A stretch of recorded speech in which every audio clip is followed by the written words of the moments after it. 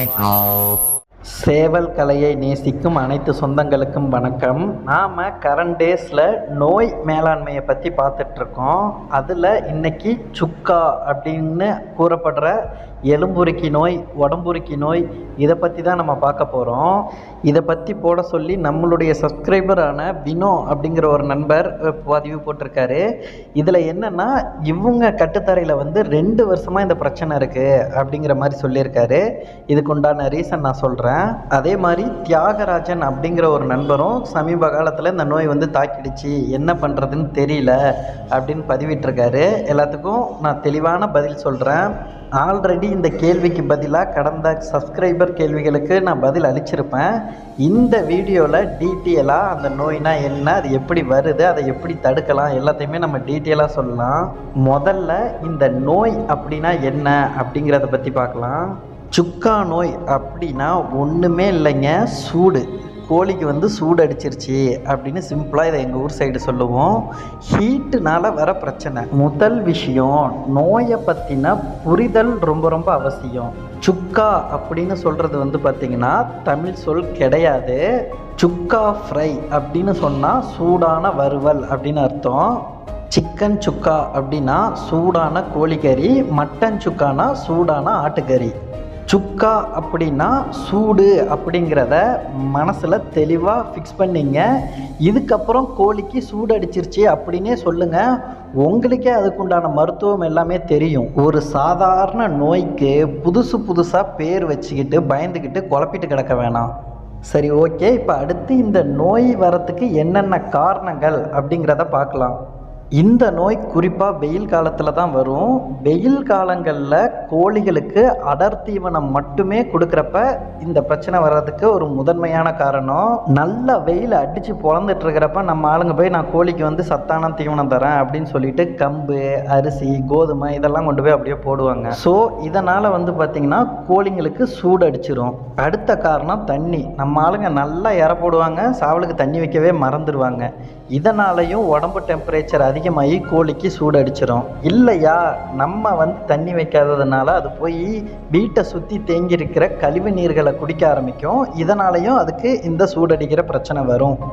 இதெல்லாம் எதுவுமே இல்லை, நான் சேவல்களை ப்ராப்பராக மெயின்டைன் பண்ணுறேன், பசுந்தீவனம் தரேன், தண்ணி வைக்கிறேன், வெயில் கால பராமரிப்புலாம் நல்லா பண்ணுறேன், ஆனால் ஏன் கோழிகளுக்கும் இந்த பாதிப்பு வருது அப்படின்னு சில பேர் சொல்லுவாங்க. அதுக்கு முக்கியமான காரணம் சேவல்களுக்கு இனிப்பு தருது. இல்லை நாங்களாம் அப்படி கொடுக்கறது இல்லைன்னா ஒன்றுமே இல்லை. நீங்கள் சேவலை தயார் பண்ணுறதுக்காக இல்லை கோழிகளை நல்லா மேம்படுத்துறதுக்காக அதுக்கு சத்து மாவு பிணைஞ்சு போடுவீங்க. அது ஒரு மிகப்பெரிய தவறு. அதில் பார்த்திங்கன்னா ஆரிய மாவு எவ்வளோ இருக்கோ அதுக்கு ஈக்குவலாக சர்க்கரையை அரைச்சி போடுவாங்க. இதனாலையும் பார்த்திங்கன்னா கோழிகளுக்கு சூடடிச்சிரும். இந்த கோழிகளுக்கு சூடடிக்கிறது ஒரு மிகப்பெரிய பிரச்சனையா, இதனால் பெரிய பெரிய ப்ராப்ளம்லாம் வருமானு கேட்டிங்கன்னா கண்டிப்பாக இல்லை. இது ஒரு சாதாரண பிரச்சனை தான். ஆரம்பத்திலே நீங்கள் பார்த்து சரி செஞ்சுட்டா. இல்லை இதை நான் கண்டுக்காமல் மேம்போக்காக விட்டுட்டேன் அப்படின்னா கோழிகளுக்கு சூடடிச்சிச்சுன்னா அதனுடைய உடம்புல இருக்க எதிர்ப்பு திறன் கம்மியாயிடும். இதனால் மற்ற நோய்கள் அஃபெக்ட் ஆகி தான் சேவல்கள் இல்லை கோழிகள் இறக்குமே தவிர இந்த சூடடிச்சதுனால அது இறக்காது. இப்போ நோயுடைய தன்மை, அது எப்படி பரவுது அப்படிங்கிறத பற்றி பார்க்கலாம். நம்மளோட வீடியோக்களை தொடர்ச்சியாக பார்த்துட்டு வரவங்களுக்கு தெரியும். நம்ம இந்த கோழி வளர்ப்பையும் மனிதர்கள் கூட ஒப்பிட்டு தான் பேசுவோம். சேம் அதே மாதிரி தான் இது. மனிதனுக்கு ஹீட் ஆகிடுச்சுன்னா என்ன பண்ணும்? ஸ்கின் அலர்ஜி பிரச்சனைகள் வருமா? இந்த பிரச்சனைகள் எதனால் வருதுன்னா, சிறுகுடல் மற்றும் பெருகுடலில் குடற்புழுக்கள் அதிகமாகும் ஹீட் ஆகிறதுனால. அதனால் இந்த பிரச்சனை வரும். அதே மாதிரி நம்ம சின்ன வயசுலேருந்தே நம்மக்கிட்ட சொல்கிற விஷயம் என்னென்னா, சர்க்கரை அதிகமாக சாப்பிடாத, வயிற்றில் பூச்சி வச்சிரும் அப்படிங்கிற ஒன்று. இப்போது இந்த நோயுடைய மூலக்கரு என்ன அப்படிங்கிறது உங்களுக்கே புரிஞ்சிருக்கும். கோழிகளுடைய சிறுகுடல் மற்றும் பெருகுடலில் பூச்சி வச்சிடுறது. இப்போது இந்த நோயுடைய தன்மையை எப்படியெல்லாம் கண்டறிகிறது அப்படிங்கிறத சொல்கிறேன், தெரிஞ்சுங்க.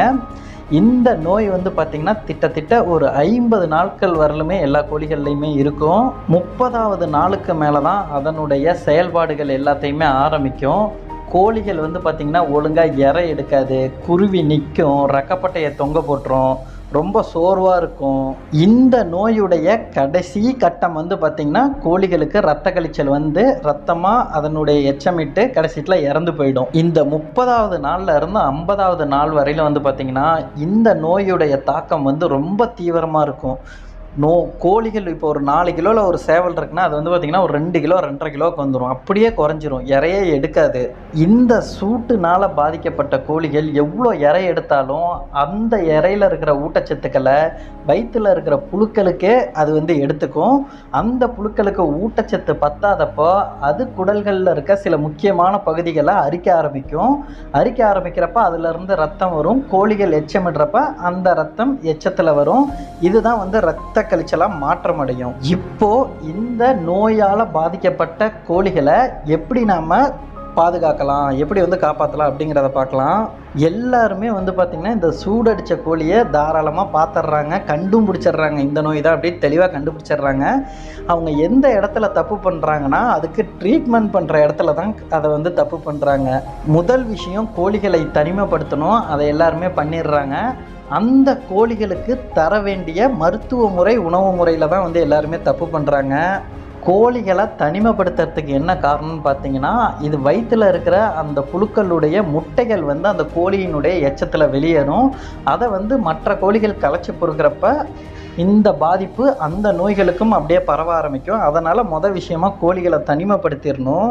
ரெண்டாவது மிக முக்கியமான விஷயம், கோழிகளுக்கு ஆரியம், கேழ்விறகு, கம்பு, இந்த மாதிரி கோதுமை, இந்த மாதிரி எந்த ஒரு உணவுமே வைக்கக்கூடாது.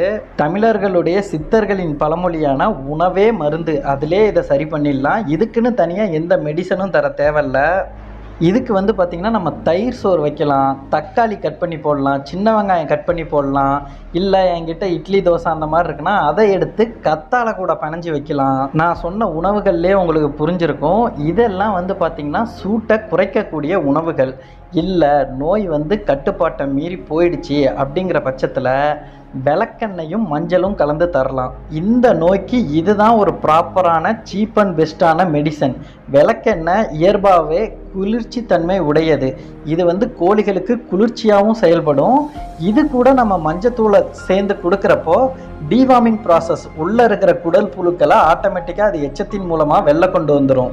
இந்த டைம்லையும் இதுக்கு நாம் உணவாக வேக வைத்த உணவுகள் தான் கொடுக்கணும். இது போக மாட்டுடைய வெண்ணெய்களை கொடுத்தும் வந்து பார்த்திங்கன்னா கோழிகளை ரெடி பண்ணுவாங்க. ரொம்ப சூடுனால் பாதிக்கப்பட்ட கோழிகளை. டினோ அப்படிங்கிற ஒரு நண்பர் வந்து பார்த்திங்கன்னா 2 வருடமாக எனது பண்ணைக்கு தொடர்ந்து இந்த நோய் வந்துட்டே இருக்குது அப்படின்னு சொல்கிறாரு. இதற்கு ஒரு முக்கியமான காரணம் இருக்குது. இந்த எச்சத்தின் மூலமாக இந்த குடற்புழு முட்டைகள் வெளியேறதில்ல, அது வந்து பார்த்திங்கன்னா 8 மாதத்துலேருந்து 1 வருடம் வரலும் அந்த முட்டையிலே உயிர் வாழக்கூடிய தன்மை இருக்குது. வெயில் அதிகமாக அடித்தா அதெல்லாம் ஆட்டோமேட்டிக்காக செத்துரும். ஈரப்பதமான இடங்களில் இந்த கோழிகள் போய் எச்சமிடுறப்ப அந்த ஈரப்பதத்திலே வந்து பார்த்திங்கன்னா அது திட்டத்தட்ட 1 வருடம் வரையிலும் உயிர் வாழக்கூடிய தன்மை உடையது. சுற்றி வெயிலாக இருக்கிறப்போ ஒரு இடத்துல மட்டும் ஈரப்பதமாக இருக்கிறப்ப கோழிகள் ஆட்டோமேட்டிக்காக போய் அங்கே தான் போய் களைச்சி பொறுக்கும், அந்த இடத்துல தான் படுக்கும். இப்படி தான் வந்து பார்த்திங்கன்னா இந்த நோய் வந்து பரவுது. இந்த வகை நோயால் பாதிக்கப்படுற கோழிகளுக்கு அதனுடைய லிவர் ஃபங்க்ஷன் வந்து ரொம்ப பாதிக்கும். லிவர் வந்து கலரே மாறி போயிடும். இதுக்கப்புறம் வந்து ஒரு நோயாக வந்து இதை தாக்க ஆரம்பிக்கும் அப்படின்னு இதுக்கு முன்னாடி வீடியோவில் சொல்லியிருந்தேன். லிவர் ஃபங்க்ஷன் நல்லா இருக்கிறதுக்காக இந்த சிறப்பு சொல்லியிருப்பேன். இது பேர் வந்து அல்ஃபோக், ஆரஞ்சு கலரில் நுரையீரல் படம் போட்டிருக்கோம். இந்த நோய் வராமல் நீங்கள் பார்த்துக்கணுன்னா விஷயம் 40 நாள் இல்லை 50 நாளுக்கு ஒரு வாட்டி டிவார்மிங். ரெண்டாவது விஷயம் வந்து பார்த்திங்கன்னா வெயில் காலத்தில் அடர் தீவனத்தை கம்மி பண்ணிவிட்டு பசுந்தீவனம் கொஞ்சம் நிறைய வைக்கணும். இந்த நோயை அவாய்ட் பண்ணுறதுக்கு நிறைய பண்ணையாளர்கள் என்ன பண்ணுவாங்கன்னா பெரிய வெங்காயத்தை வாங்கிட்டு வந்து அதை தயிரில் கலந்து வைப்பாங்க. இது ஒரு அருமையான மெத்தடு. ஓகே ஃப்ரெண்ட்ஸ், உங்களுக்கு இந்த வீடியோ பிடிச்சிருந்ததுன்னா மறக்காமல் ஒரு லைக் பட்டனை தட்டி விட்டுருங்க. இந்த மாதிரி பல தகவல்களை தெரிஞ்சுக்கணுன்னா மறக்காமல் நம்ம சேனலை சப்ஸ்கிரைப் பண்ணி வச்சுக்கோங்க. இந்த நோய் உங்கள் கோழிகளுக்கு வந்திருக்கா? அப்படி வந்திருந்ததுன்னா நான் சொன்னதில் எந்த ரீசனால் வந்திருக்கு அப்படின்னு கமெண்ட் பண்ணுங்கள். உங்களுக்கு கோழிகள் வளர்ப்பில் ஏதாவது சந்தேகங்கள்னால் மறக்காமல் கமெண்ட் பண்ணுங்கள், கண்டிப்பாக ரிப்ளை வரும். மீண்டும் இதே போல் ஒரு வீடியோவில் சந்திக்கிறேன். நன்றி, வணக்கம்.